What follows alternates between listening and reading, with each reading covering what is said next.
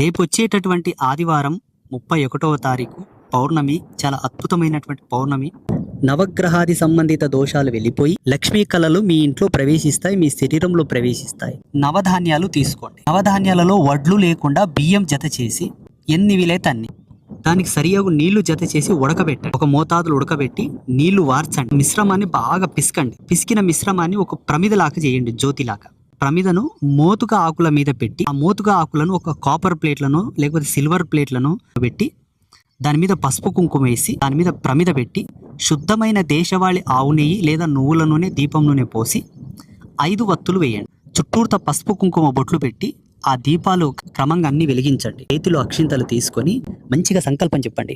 మాకున్న నవగ్రహ దోషాలన్నీ తొలగిపోవాలి, మాకు లక్ష్మీ అనుగ్రహం కలగాలి, కుబేర అనుగ్రహం కలగాలి, మాలో ఆకర్షణ శక్తి, కళాకర్షణ శక్తి పెరిగితే ఆ కళతో సమాజంలోకి వెళ్తే మాకు తొందరగా పనులు అవ్వాలని చెప్పి సంకల్పం